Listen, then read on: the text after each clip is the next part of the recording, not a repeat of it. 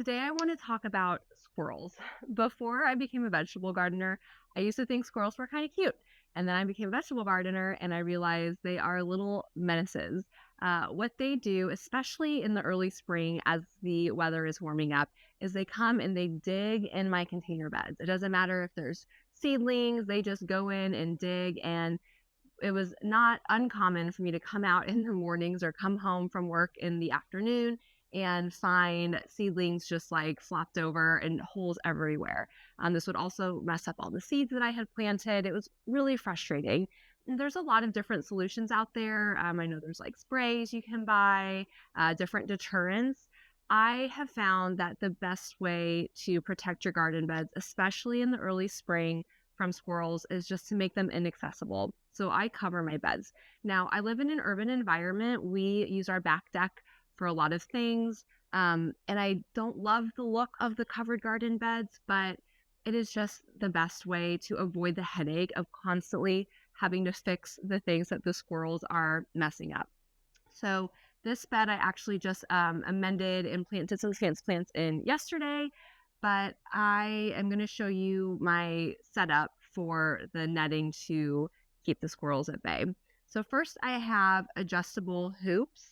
I really like these in particular because they come in a few different pieces. And so you can adjust them and you can make them bigger or smaller depending on where you're at. Right now, obviously, my seedlings are pretty small. And so I have them just on the smaller side, but I can always add more as those seedlings get bigger.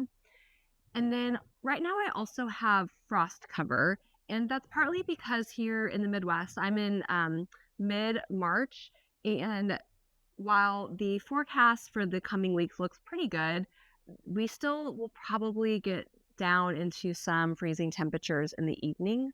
The Midwest, the weather's just really finicky like that. And so I just keep my frost cover on preemptively throughout the rest of March and, into early April until I'm really confident that we're not going to have any more nighttime below freezing temperatures.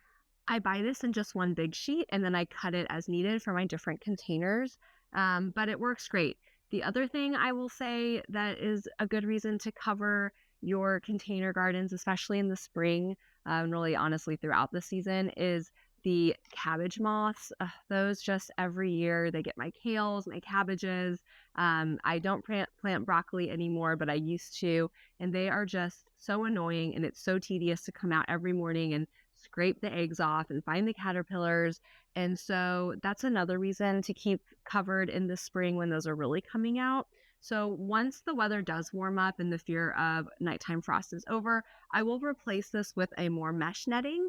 And so that is how I keep the squirrels and the cabbage moths out. I have these little clamps that I will clamp onto the side of the container to keep them down. Is kind of windy today, and it definitely gets windy here. So being able to hold the cloth down is really important. So like I said, it doesn't look the best. I'd rather have my container gardens out for everyone to see, but this is just the best way that I have found to keep the squirrels out.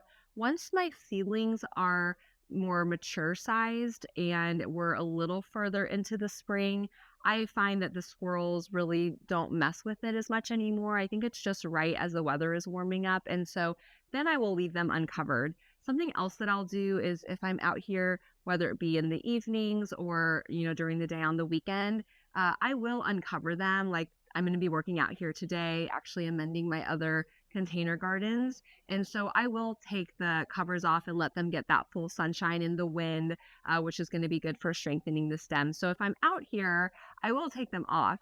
But it's just for those times when you're not out here, those squirrels will get it. And I will say, we got a dog a few years ago and I thought, oh, great, she'll keep the squirrels away. But she doesn't. So that's okay. We love her anyway. So that's my solution for squirrels and those really pesky cabbage moths.